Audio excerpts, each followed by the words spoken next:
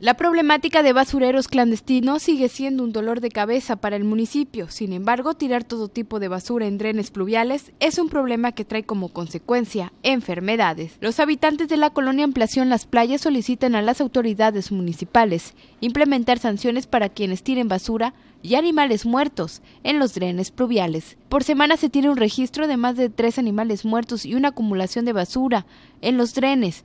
Cuando se registran lluvias, las complicaciones son más frecuentes, debido a que estos no están en su totalidad. Con imágenes de José Quiñones para Noticias Canal 8, Jessica Sánchez.